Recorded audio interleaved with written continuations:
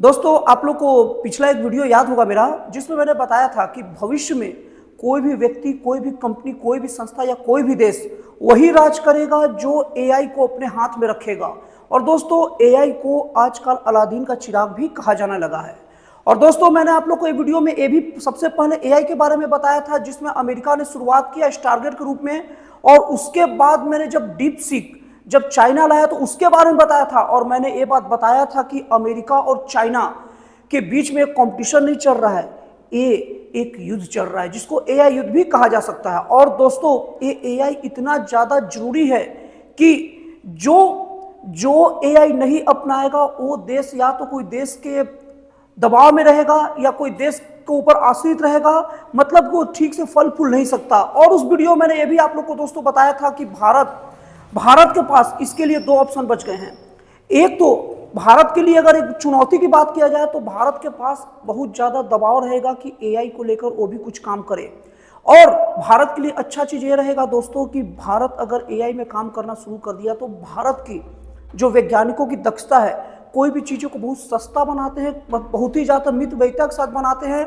और जो चीज़ कम लागत में लगती है उसको बाहरी मार्केट में बेचने में सुविधा होती है।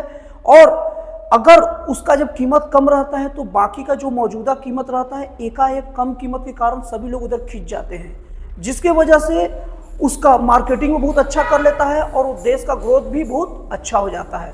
तो दोस्तों, इसी परिप्रेक्ष्य में मैं आपको एक बात और बोला था कि भारत सरकार की ये मजबूरी रहेगी कि एआई के ऊपर काम करे। और दोस्तों, इसके एक सप्ताह भी नहीं गुजरे कि हमारी भारत सरकार भी इस चीज़ को अच्छे से भांप गई है। और जैसा कि मैंने ये वीडियो में बताया था कि भारत के लिए चुनौती और अवसर दोनों है। चुनौती ये है कि भारत को अब एआई के लिए काम करना पड़ेगा, और अवसर ये है कि भारत के पास दक्ष इंजीनियरिंग है, दक्ष वैज्ञानिक है।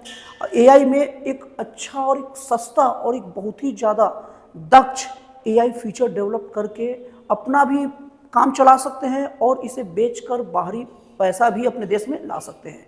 तो दोस्तों, इसी के तहत हमारे देश के सूचना और प्रौद्योगिकी मंत्री अश्विनी वैष्णव द्वारा एक इंडिया एआई मिशन के तहत 10,370 करोड़ एआई के विकास के लिए निवेश करने का घोषणा कर दिया गया।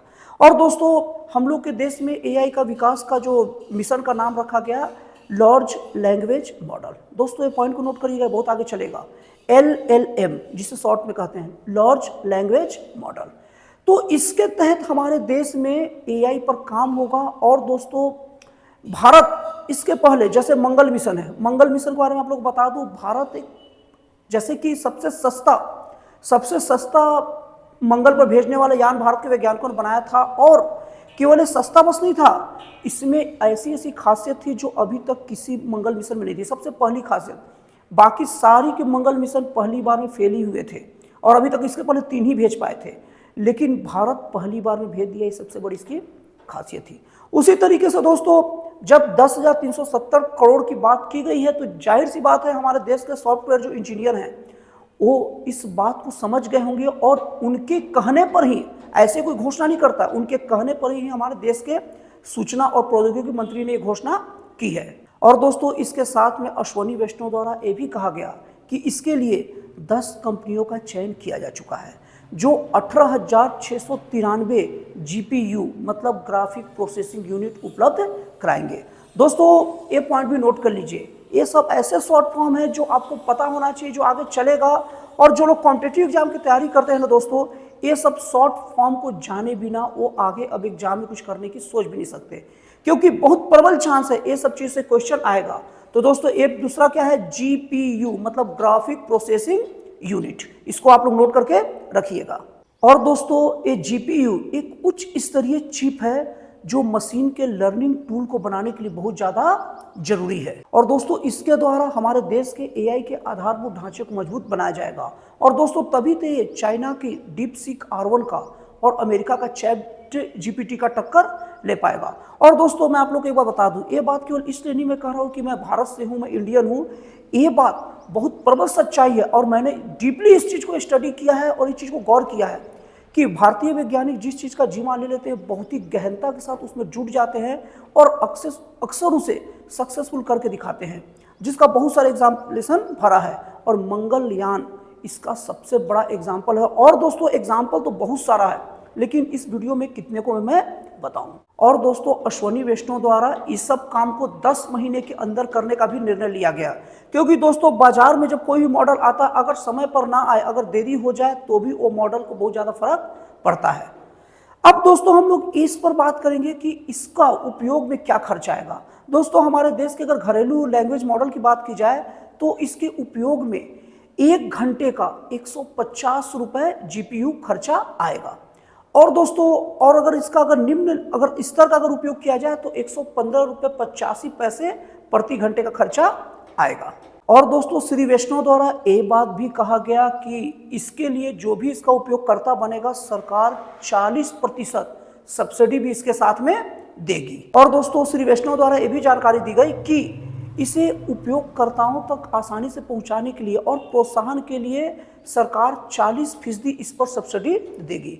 और दोस्तों मैं बता दूं कि अमेरिका में जो AI का उपयोग का जो चार्ज है इसका, वो 2.5 से $3 प्रति घंटा है। लेकिन भारत में यह सब्सिडी काट के, सब्सिडी मतलब हटा मतलब मिला अगर देने के बाद बात करें तो ये $1 से थोड़ा सा कम ही पड़ेगा।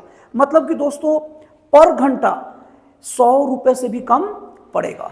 तो दोस्तों इस तरीके से देखा जाए तो बहुत बड़ी बड़ी जो सुधार होती है, जो बड़ी बड़ी जो नींव रखी जाती है ना दोस्तों, उसकी भनक लोगों को नहीं लगती, हल्का सुबुगाहट बस दिखती है। और मैं दोस्तों आप लोगों को बता रहा हूँ कि भारत का जो AI का निवेश है, ये भारत के लिए, भारत के शक्तिशाली राष्ट्र भविष्य में बनने के लिए, इसमें कोई दो राय नहीं दोस्तों कि भारत 2047 के पहले विकसित मतलब डेवलप्ड कंट्री बन जाएगा। डेवलप्ड कंट्री का मतलब भारत सीधे सीधे अमेरिका, कनाडा, लंदन मतलब ब्रिटेन, जर्मनी, फ्रांस जैसे देशों की लिस्ट में खड़ा हो जाएगा, इसमें कोई दो राय नहीं है। लेकिन दोस्तों ये सब चीज़ों को करने के लिए भारत को वो सारी टेक्नोलॉजी और सुविधाएं अपनानी पड़ेगी जो उन देशों में है, और AI उसकी सबसे बड़ी नींव का पत्थर है। तो दोस्तों आपको ये जानकारी कैसा लगा, अच्छा लगा या खराब लगा, कमेंट करके जरूर बताइएगा। तो दोस्तों फिर मिलते हैं अगले वीडियो में एक नए, एक जन कल्याणकारी और एक राष्ट्रवाद से प्रेरित नए विचारों के साथ।